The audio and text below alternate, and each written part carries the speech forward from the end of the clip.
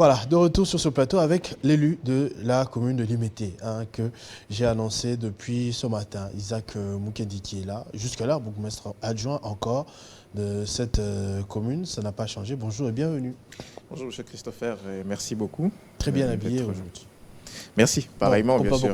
Comme toujours, mais je constate toujours que vous avez cette phobie des vestes. Vous êtes toujours en chemise, seulement cravate. pour la matinale, pour le journal. C'est pour faire le distinguo.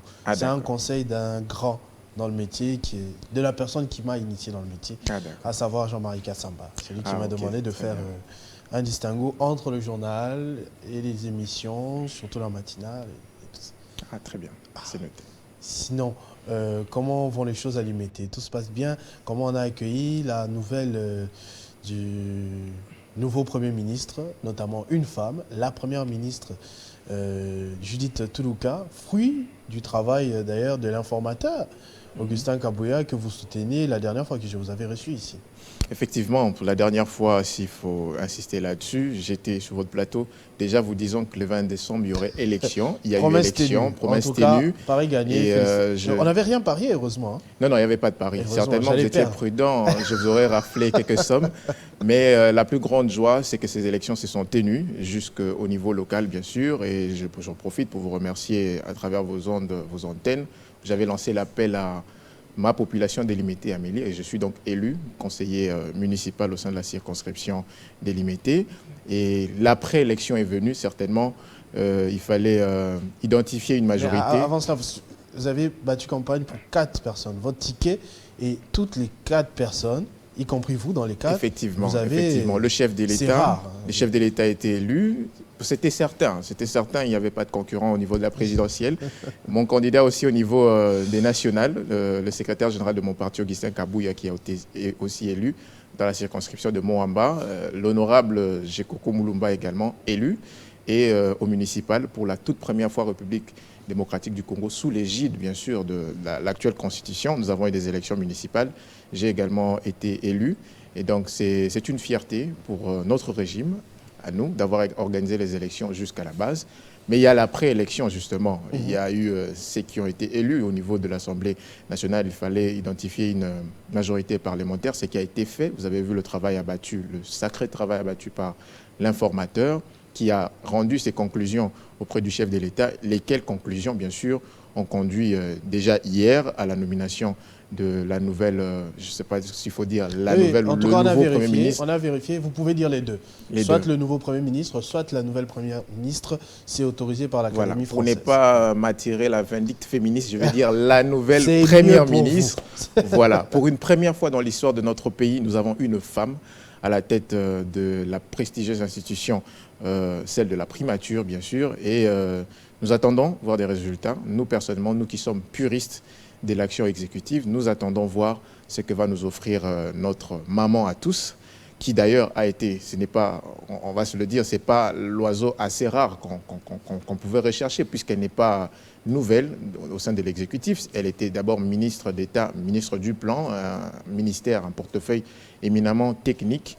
Aujourd'hui, elle doit piloter le gouvernement, et donc nous attendons bien sûr des grandes réalisations de sa part, puisque la soif, elle est tellement ressentie parmi nos populations, particulièrement celle de Limete. Vous êtes militante de première heure du parti présidentiel UDPS. Est-ce que vous confirmez qu'elle est aussi l'une des vôtres? Parce que Augustin Kabouya avait affirmé que la primature reviendrait d'office à l'UDPS. Vous avez milité aussi avec Mme Judith Toulouka? Vous confirmez?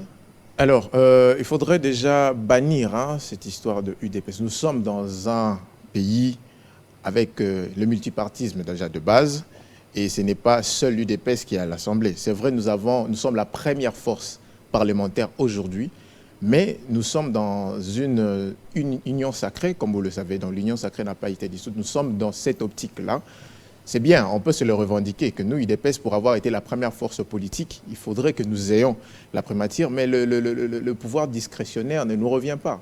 C'est vrai qu'on peut aspirer à cela, mais le dernier mot revient au chef de l'État, qui, lui, est le seul dans sa discrétion à savoir qui est celui ou qui est celle qui va être à mes côtés dans l'action de l'exécutif pour pouvoir piloter le gouvernement. Et c'est ce qui a été fait. L'idéal, ce n'est pas seulement d'être essentiellement de l'UDPS, mais l'idéal, c'est de marcher selon la vision piloté si par je le comprends chef bien, de l'État. Madame Judith Toulouka n'a donc jamais milité avec vous à l'UDPS. C'était ça ma question. Bon, je ne voudrais pas Vous ne qu'on soit l'avez dans jamais cette vu dans une polémique matinée UDPS. politique, oui, c'est matinée politique d'Augustin Kabouya. En tout cas, à ma Vous ne l'avez connaissance, pas je vu. ne l'ai pas vu. Vous ne Mais je l'avez ne pas voudrais... vu non plus dans les marches, comme je voyais. C'était avec qui? Les marches... J'ai vu une photo de vous en train de oui. militer là. Vous étiez avec qui à côté? Oui, c'est avec M. Ted Bélécha. Oui, voilà, Aujourd'hui, il est inspecteur des finances. Là, c'était à l'époque de l'opposition. Pour dire que nous avons lutté. Nous ne sommes pas les parvenus. À l'époque, il n'y avait pas Judith Toulouka. Il y avait la population congolaise. Certainement, Judith Toulouka faisait partie de cette population, effectivement, puisqu'on ne savait pas dénombrer des visages et de noms toutes les personnes qui ont pris part à toutes ces marches. Donc, elle est quand même de l'UDPS, non? Oui ou non, finalement? Vous avez un problème personnel avec l'UDPS? Non, je cherche juste à rencontrer les propos du secrétaire général. On chasse un peu, oui. L'informateur. Je vous ai dit, le secrétaire général, il est le secrétaire général de mon parti, UDPS. C'est normal pour chaque parti ayant atteint la majorité parlementaire de se revendiquer le poste de Premier ministre. C'est légitime. Non, il ne demandait pas. Il affirmait. On ne refuse pas. Parce que sinon, on va commencer à remettre en doute tout ce qu'il dit lors de ces matinées politiques-là. Hein. Si ça commence comme ça. Monsieur Christopher, c'est ça des grandes responsabilités. L'objectif ultime, et on le sait tous, d'un parti politique, c'est de conquérir le pouvoir et de le conserver le plus longtemps possible. Surtout quand on a les éléments pour se le revendiquer. L'UDPS est la première force majoritaire au Parlement actuellement. Et c'est normal pour un secrétaire général d'un parti politique de se revendiquer le poste de Premier ministre. C'est légitime. Mais je l'ai dit tantôt que cette capacité à décider de celui ou de celle qui va être le chef du gouvernement, c'est le pouvoir discrétionnaire du chef de l'État. Et donc, puisque le chef en a décidé, nous ne pouvons que nous incliner, et tout en jetant des fleurs à l'actuelle patronne, on va dire cheftaine du gouvernement, pour voir ce qu'elle a dans ses mains pour offrir à l'ensemble du peuple congolais. Ça, c'est très bien. Personnellement, vous vous attendez à quoi? Personnellement, je m'attends à... Les défis qu'elle doit relever le plus urgent possible. D'abord, la situation sécuritaire à l'est du pays, ça il faudrait le dire. Nous sommes en train de vivre toujours cette agression barbare et injuste et qui aujourd'hui est en train de prendre certaines ramifications jusqu'à manipuler certains de nos compatriotes qui aujourd'hui ont rejoint cette fraction rebelle du M23. Et c'est désolant de voir des jeunes Congolais se retourner la casaque contre leur propre pays. C'est dommage. Et j'inviterai, en tout cas au moyen de vos antennes ici, à tous les autres jeunes à se défaire ou à se désolidariser de ceux-là qui ont aujourd'hui accepté de se rebeller contre notre nation. C'est quelque chose de très inadmissible et je condamne farouchement cette attitude de ceux qui étaient autrefois mes compatriotes, puisqu'étant rebelles aujourd'hui, je ne peux pas les considérer comme tels. Donc les défis, ça c'est mon avis personnel. Alors pour revenir aux défis de notre nouvelle patronne de l'exécutif national, ce sont d'abord les défis liés à la sécurité, comme je l'ai dit, et les défis liés à la prospérité. N'oubliez pas, le slogan de notre président de la République, notre candidat, c'était « Unité, sécurité, prospérité ». Je pense que ce sont les axes prioritaires qu'elle devrait s'atteler dessus pour que nous puissions avoir les premiers signaux forts, surtout je rappelle qu'elle était ministre d'État, ministre du Plan. Le portefeuille du Plan était un portefeuille très technique et donc elle sait ce qu'elle doit faire concernant tout ce qui a trait à la planification et même au développement de l'ensemble de notre pays. Ça c'est très bien de ce côté-là. Et comment votre parti, parce que j'ai fini par comprendre que ce n'est pas le sien, vous comptez l'accompagner dans cet exercice? Est-ce qu'au niveau de l'Assemblée nationale, par exemple, où vous êtes à la tête numériquement, vous allez lui apporter quoi comme aide, ainsi de suite? On aimerait bien savoir votre rapport. Alors notre rapport, ce serait pas déjà un tout petit peu frustré, comme ça vous revenait de droit, c'est pas vous, alors vous allez lui mettre les bâtons dans les roues? Aucunement. L'UDPS est l'un des partis où il y a des militants, on va dire, disciplinés. Nous nous inclinons généralement à n'importe quelle décision qui sont prises au niveau du parti. Il vous souviendra déjà que lors de la course pour la ville, nous avions aligné, enfin certains candidats de notre parti se sont alignés à 4, puisque le parti en a décidé que ça serait le candidat Daniel Bumba, vous avez même vu, Jekoko Mulumba s'est incliné et tous les autres, Diabanza Mwananene. Vous voyez donc au niveau de l'UDPS, c'est la discipline. J'ai aussi vu un candidat malheureux brûler des pneus devant le parti. Hein. Lequel? Je crois bien savoir, M. Jekobea. Je l'ai vu incontrôlable, même face au vice-premier ministre de l'Intérieur. Bon, il faudra rappeler que l'UDPS est un parti de masse ou un parti où la liberté d'expression est la plus accrue. Je pense que M. Jekobea de l'UDPS, naturellement... En tout cas, il s'est exprimé chaudement. Ah oui, c'est son droit le plus légitime, même si les actes de barbarie, nous ne les accepterons pas. Mais à l'UDPS, c'est l'expression démocratique la plus possible. Donc, lorsqu'on est mécontent de quelque chose, on ne devrait pas passer par 4 chemins pour aller dire à nos dirigeants que voilà, il y a telle chose dont on n'est pas d'accord. Donc c'est quelque chose que nous mûrissons depuis au sein de l'UDPS, c'est la liberté d'expression. Et pour revenir à la manière dont nous allons accompagner, nous, UDPS, première force politique au sein de la majorité parlementaire, c'est que nous allons bien sûr nous soumettre à la vision que prendra la patronne de l'exécutif sous l'égide bien sûr du chef de l'État. Et j'aimerais aussi affirmer ici que le premier signal de la réussite de ce gouvernement commencera d'abord par la composition de ses membres. Donc on ne peut pas être un meilleur Premier ministre si on n'a pas des meilleurs ministres. Donc le premier signal d'alarme, de joie, seront constatés les signaux par la formation du gouvernement. Donc il faudra qu'on quitte un peu ces jeux de nomenclature. Hein, voilà. Comme ce matin, je venais, puisqu'il y avait un de mes administrés qui disait « Maître Isaac, vous allez parler du gouvernement. Autrefois, on a eu le gouvernement de Warrior. Est-ce que cette fois, on aura le gouvernement de Gaulois ?» J'ai rigolé, j'ai dit « On doit quitter cette histoire de gouvernement de Warrior, ainsi de suite. Nous voulons l'action. » Donc les premiers signaux positifs vont être constatés par la formation du gouvernement. Un gouvernement de qualité qui sera constaté par un effectif des personnes techniques, éminemment techniques. Vous ne voudrez pas avoir au ministère du Sport, par exemple, quelqu'un qui ne sait rien du sport. Est-ce qu'on va vous retrouver dedans, vous, par exemple? C'est le chef de l'État qui... On fait un petit exercice. Oui. Je suis Félix Tshisekedi, ou encore, je crois, Judith Toulouka. Oui. Je vous rencontre, je veux bien que vous fassiez partie de mon équipe gouvernementale. Je donne un exemple, au poste de la jeunesse. Vous me donnez quel argument pour assurer ce rôle-là, sans frustrer, bien évidemment, votre né Yves Bunkoulou, qui est le que sortant je salue particulièrement. en ce moment à ce poste-là. Vous dites quoi que vous êtes capable de faire pour la jeunesse dans un gouvernement? Rappelez-vous que lors de ma dernière intervention ici, j'ai m'étais proposé à servir mon pays à quelques échelons que ce soit. D'ailleurs, nombreux s'étaient étonnés pourquoi est-ce que j'avais postulé au municipal, puisque pour moi, l'idéal, ce n'était pas de se faire riche en venant servir son État, mais c'est d'être utile à quelque poste que ce soit. Et cette réponse que je vous donne, je la donnerai éminemment aussi au chef de l'État s'il pense que nous devrions servir, nous, dans un portefeuille ministériel quelconque, libre à lui de décider, c'est son pouvoir discrétionnaire. J'ai précisé, j'ai dit, moi je suis Judith Toulouka, vous êtes Isaac Mukendi, on est dans un restaurant, j'ai dit, monsieur Isaac, je veux vous nommer ministre de la jeunesse. Vous allez apporter quoi dans mon gouvernement, dans le pays, dans l'histoire et tout ça? Répondez un petit exercice. Je ne dis pas que c'est vrai, mais juste pour découvrir le fond de votre pensée, votre intelligence, votre technicité. Qu'est-ce que vous apportez en tant que ministre de la Jeunesse qu'on n'a pas encore vu?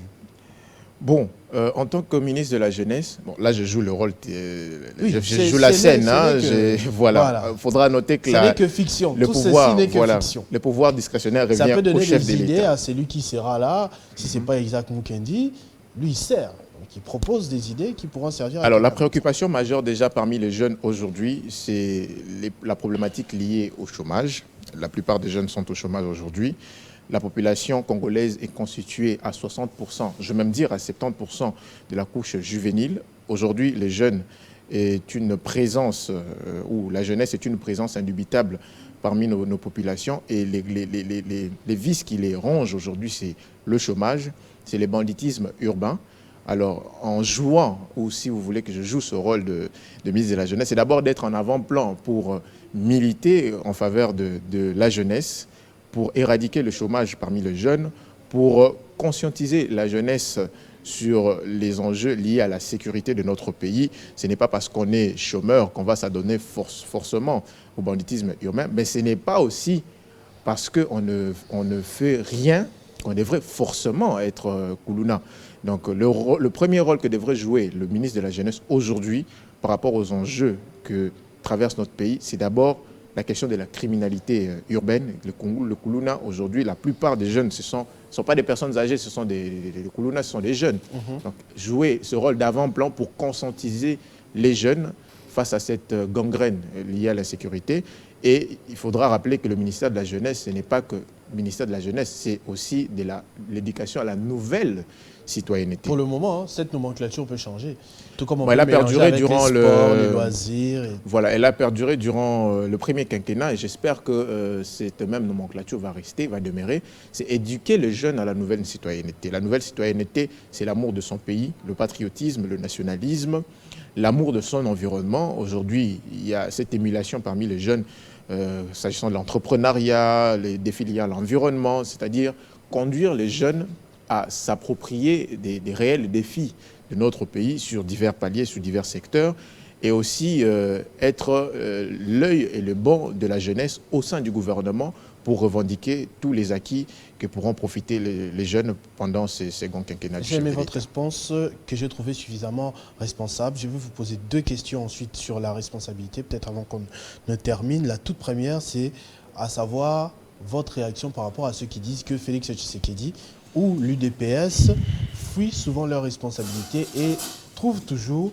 la petite bête à désigner à chaque fois qu'il y a un problème. Je prends l'exemple de la situation de la sécurité. Si ce n'est pas FCC Cash, c'est Paul Kagame, le Rwanda, ou encore aujourd'hui, tout récemment, Joseph Kabila. Que répondez-vous aux gens qui disent que le président de la République ou encore son parti ne prennent pas leurs responsabilités en main? J'aimerais m'inscrire en faux sur ces allégations. Et je pense là, vous faites référence aux dernières révélations qu'a faites... À la sortie médiatique. Bon, je ne sais pas si c'est vraiment une révélation. À la matinée politique. Effectivement. Oui, voilà. Moi, j'aimerais plutôt qu'on réfléchisse sur l'autre sens. Est-ce que ces affirmations sont vraies ou fausses? Les affirmations, on peut bien le faire, tel que l'a fait notre secrétaire général. Mais moi, je pense que la préoccupation serait de les vérifier. Puisque ce sont des dénonciations, on va dire, très alarmantes. Alors, c'est à vous, justement, de dire, vérifier cela. Comment? Parce que les services de sécurité sont là. Voilà, on va dire ce qu'il a dit. Les services de sécurité sont là. Il a dit que Joseph Kabila, c'est-à-dire l'ancien président de la République, était derrière la guerre de l'Est du M23. Mais ici, à Kinshasa, si Joseph Kabila s'est réparti en catimini, on sait où il habite. En tout cas, ses adresses sont officielles connues. Pourquoi les services d'intelligence et de sécurité n'ont même pas mené une certaine perquisition ou lancé un avis de recherche, comme c'est souvent le cas pour les fugitifs? Mais ces genres de procédures sont souvent... On a l'impression qu'il en a parlé avec beaucoup de légèreté. C'est une révélation très grave. Ce sont des révélations graves, alarmantes telles que vous les dites. Et moi, j'aimerais qu'on réfléchisse sur l'autre sens. Est-ce que ces informations sont vraies ou fausses? Et la réponse, ce sont les services de sécurité qui doivent se mettre à pied d'œuvre pour les vérifier. Ce sont des dénonciations. Donc, ils vont recevoir maintenant les injonctions du secrétaire général. Non, ce ne sont pas des injonctions, ce sont des dénonciations. Je peux ici... Ça peut être aussi pris pour des faux bruits. Hein? Mais c'est au service de prendre, de s'approprier de ces dénonciations et de les vérifier. D'inviter les services à la démiette, par exemple, pour l'écouter. La procédure, elle est souvent secrète. Si les services jugeraient utile d'inviter une quelconque personne pour donner d'autres révélations par rapport à ces faits, libre service. Je ne vais pas rentrer dans les secrets des services. C'est que moi, je voudrais plutôt faire comprendre aux téléspectateurs et à vous, c'est plutôt de savoir si ces révélations-là sont vérifiables ou non. Et la réponse à nous donner viendrait des services, puisque ce sont les services qui doivent s'approprier de ces informations pour pouvoir nous clarifier, puisque aujourd'hui notre pays traverse une situation, on va dire, très critique, et des dénonciations comme celle-là ne devraient plutôt pas faire objet à des polémiques fantaisistes, mais à une étude profonde, à des recherches plus profondes, à des investigations plus profondes pour aboutir à une lumière, pour établir les responsabilités de quiconque que ce serait. Responsabilité. J'avais dit que j'avais 2 questions sur la responsabilité. L'autre responsabilité, c'est le gouvernement budgétivore. On dit parfois, il y a l'Assemblée nationale, 500 députés, c'est beaucoup. Les conseillers du président de la République, c'est beaucoup. Le gouvernement, c'est beaucoup de gens. On parle de budgétivore, mais on ne parle peut-être pas aussi des conseillers communaux qui, jusque-là, ne savent pas comment ils seront pris en charge. C'est un peu Je vais venir aussi à cette question-là. Je vais vous demander, vous êtes élu de l'unité, vous allez siéger où? On va y arriver. Mais j'aimerais aussi savoir sur le nombre du gouvernement que va avoir Mme Toulouka en responsable. Est-ce qu'on doit continuer à avoir 60, 50 ministres ou ça va être réduit, on va tenir tête à tel autre responsable et nous fournir un gouvernement avec 20 ministres ou 30? Bon, moi je plaiderais peut-être beaucoup plus pour un rééquilibrage de l'enveloppe salariale de tous ceux-là qui travaillent pour l'État. S'il faudrait rééquilibrer en améliorant les salaires des enseignants, des militaires, des policiers, je plaiderais plus en cette faveur-là. Budgétivore, on le sait, et le chef de l'État l'a dit que l'idéal pour lui serait celui de réduire les trains de vie des institutions. Donc je ne vais pas faire des redites ici. Moi, je plaiderais...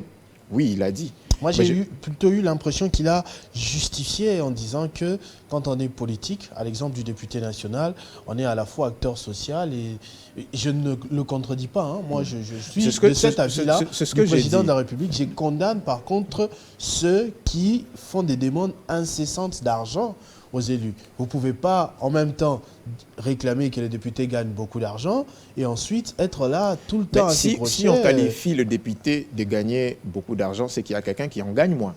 C'est pourquoi j'ai dit, je plaiderais plutôt pour le rééquilibrage des rémunérations. De tous les côtés. Parce que si aujourd'hui, un enseignant arrivait à toucher minimum, un enseignant, on va prendre celui de l'école, on ne va pas prendre celui des enseignements supérieurs, toucherait aujourd'hui un salaire qui serait minimum 1 000 $, on aurait moins de plaintes. Donc pour rééquilibrer l'enveloppe salariale, c'est-à-dire qu'on devrait rabaisser les uns pour, comment je vais dire, rééquilibrer la balance aux côtés des autres. C'est pourquoi je n'aimerais pas parler de ces champs un peu répétitifs, institutions budgétivores, ça on le sait. Mais l'idéal pour nous serait de rééquilibrer les rémunérations des uns et des autres pour qu'on ait moins de plaintes. Si aujourd'hui le député national toucherait, j'ai même vu... dans l'actualité, certains députés déjà se plaignent que voilà, on nous accuse de toucher environ 33 000, mais ils toucheraient 3 fois ou 4 fois moins que ça. Mais puisqu'ils sont ceux-là qui délibèrent sur le budget au niveau national, je demanderai à nos députés de l'actuelle législature de prendre en compte ce que je vais dire aujourd'hui ce matin, c'est de s'inscrire dans le rééquilibrage de l'enveloppe salariale des agents et des fonctionnaires de l'État pour que l'on ait moins de plaintes, pour qu'on ait moins de jalousie, pour qu'on dise que voilà, le député touche ceci, mais moi qui travaille pour l'État à ce niveau, je touche moins. Le président de la République, 10 000 $. Semble-t-il. Oui. 33 000 pour les députés, selon le nouveau règlement d'ordre intérieur, je crois. Non, le règlement d'ordre intérieur ne fixe pas... Non, le règlement d'ordre intérieur... 21, combien? Le règlement intérieur ne fixe jamais les rémunérations. C'est fixé dans le budget national. Dans le budget national. Et puisque l'institution Assemblée nationale est marge du budget national, donc l'enveloppe salariale des députés figure dans cette rubrique du budget national. D'accord, et c'est à peu près combien? Je ne suis pas élu national, je ne sais pas. Bon, je ne voudrais pas aussi rentrer dans ce secret. Vous êtes élu municipal, voilà. Légaliste, homme du peuple, homme social. Vous allez gagner combien avec ce poste-là? Si on peut savoir, si ça ne gêne pas votre... Alors, pour parler de l'expérience de ma commune, je ne sais pas encore ce qui est pour la commune de l'Unité, voilà. Oui. Combien va gagner ça? Lorsque j'ai discuté ce matin avec mon mandataire du budget, puisque à la commune, je suis gestionnaire des crédits en tant que bourgmestre adjoint, il m'a montré l'enveloppe qui a été allouée au conseil municipal des limités. Je parle de limité. C'était une enveloppe d'environ 48 millions de francs congolais que je trouvais très infime, mais il m'a expliqué que cette enveloppe a été alignée de cette manière au vu de ce que la commune reçoit en termes de rétrocession chaque année. Déjà, nous avons, nous, les communes de Kinshasa, nous n'avons pas reçu les rétrocessions durant toute l'année 2023 qui s'est écoulée. On n'a rien eu en termes de rétrocession. Ce que nous avons eu autrefois, je crois, au mois de février et mars, de l'ordre de 10 000 $ chaque mois, je ne pourrais pas appeler ça rétrocession parce que ce qui est réellement prévu pour la rétrocession va au-delà de ce que nous a loué l'institution urbaine, je vais dire l'hôtel de ville. Donc j'aimerais que cette fois, en tout cas, que l'exécution effective du 48 budget millions soit... que vous allez vous partager à combien? Vous êtes combien? Nous sommes 13 élus. 13. Et cette enveloppe est allouée notamment pour le fonctionnement de l'organe conseil. Sachant que vous n'avez pas de salle de plénière municipale. Vous vous réunirez comment? Bon, limité pour notre expérience, nous avons deux salles. Ouais. Nous avons alloué une salle pour les séances plénières. Okay. Mais l'idéal serait... ou bien c'est improvisé? C'est aménagé. Dans une salle, on a des chaises, on a des sièges, on a une... Mais vous n'allez pas commencer à vous disputer ça avec les mariages? Non, pas nécessairement. Je vous dis que c'est un endroit aménagé essentiellement pour les séances du conseil communal. Surtout que, suivant la loi sur les ETD, les conseils ne se réunissent pas tout le temps. Hein. C'est dans une session soit ordinaire, soit extraordinaire. Et la session ordinaire, elle ne se réunit que 2 fois au niveau de cette session. Donc, l'idéal serait que dans le prochain jour, que l'institution ou les institutions conseils communaux puissent avoir leur bâtiment propre. Et puisqu'il ne faudra pas bloquer le fonctionnement de l'État, c'est pourquoi nous avons songé, nous, le régime Tshisekedi, organiser les élections jusqu'au niveau local pour rendre effective la loi sur les ETD. Nous sommes très fiers. C'est une première, ça ne s'est jamais réalisé. Mais il ne faudra pas s'arrêter qu'à l'organisation des élections. Il faudra maintenant penser au fonctionnement de ces institutions et à l'enveloppe salariale qui sera allouée aux élus municipaux. Merci beaucoup, monsieur Isaac Mukendi. C'est moi qui vous remercie, en tout de cas. la commune de Limete, bourgmestre adjoint de cette même commune et auteur d'une victoire étincelante de votre ticket au total de 4 personnes. Merci beaucoup d'avoir répondu à notre invitation. On se retrouve très prochainement avec le même plaisir. À vous, je dis merci d'avoir suivi ce numéro de 50 Bonjour. On va laisser la place au journal en langue parce que, comme vous l'avez senti, la régie de Jocelyn Toumba, réalisateur principal ce matin, était en train de nous faire des signes que nous étions en dépassement budgétaire. Non, dépassement temporaire de quelques minutes déjà. Merci à Jocelyn, merci à Fiston. Merci à Alain, merci à Apollinaire, à toute l'équipe qui m'a accompagné ce matin. Je vois aussi Arsène Makiessé de l'autre côté. J'avais vu Claudie Matula. Merci beaucoup à vous tous de nous avoir accompagnés ce matin. On se retrouve très prochainement avec le même plaisir. Restez fidèles au programme de Télé50. Je l'avais déjà signalé aujourd'hui. Tout ce que vous voulez savoir sur la première ministre Judith Tuluka, c'est à savoir sur notre chaîne, dans nos différentes éditions, analyse, portrait, trombinoscope de son probable prochain gouvernement. À suivre. Vivez heureux, vivez 100 ans.